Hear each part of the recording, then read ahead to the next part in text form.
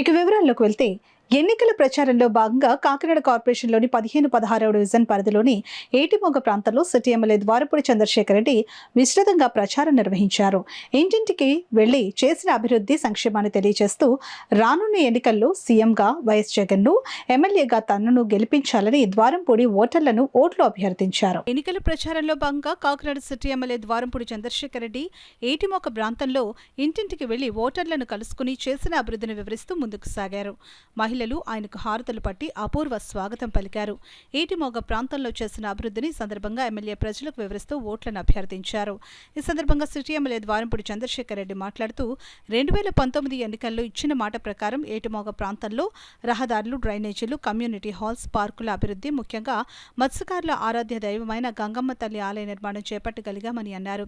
MLA వెంట MLC కరి Padmashri, YCP నగర అధ్యక్షురాలు Sunkara Sivaprasanna, AMC chairperson Pasupuleti Venkatalakshmi, HMS అధ్యక్షులు అంకాడి సత్యబాబు, మత్స్యకార ప్రతినిధులు కాటాడి జానకిరాం, భీమరాజు, చక్రవర్తి, సంగాని నందం, చబాకుల రాంబాబుతో పాటు పెద్ద ఎత్తున మత్స్యకారులు పాల్గొన్నారు.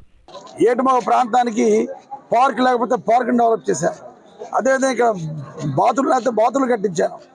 అలాగే మత్స్యకార దేవాలయం కావాలంటే గంగమ్మ దేవాలయం కట్టించాను. Community halls కట్టించాం. గతంలో లేని విధంగా ఏటిమొగ డెవలప్ చేసాం.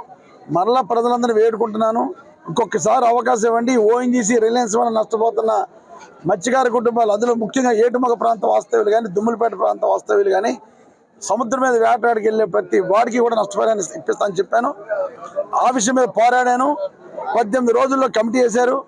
కమిటీ రిపోర్ట్ రాగానే నష్టపరిహారం కూడా తెప్పించే బాధ్యత తీసుకున్నాను. ఖచ్చితంగా ఉన్నాం, మాట మీద నిలబడతాం. అబద్ధాలు ఆడటం, దొంగ మాటలు చెప్పడం, నటించడం నా జీవితంలో లేదు, చేయను కూడా.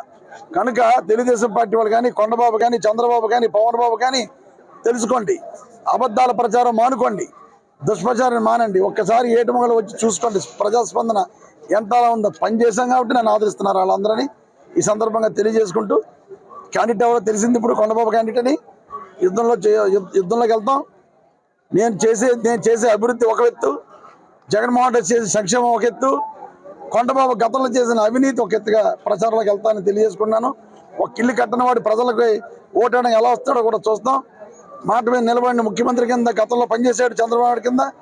ప్రమాణ స్వీకారంలో 2014లో ప్రమాణ స్వీకారంలో చేసిన హామీలు కూడా నిలబెట్టుకోలేని చంద్రబాబు లాంటి వ్యక్తి కింద పనిచేస్తున్న కొండబాబు, చంద్రబాబు ఏ ముఖం పెట్టిన ప్రజలను ఓటేయడానికి వస్తారో చూస్తాం. ప్రచారంలో కూడా మేము చెప్పబోయేది అదే.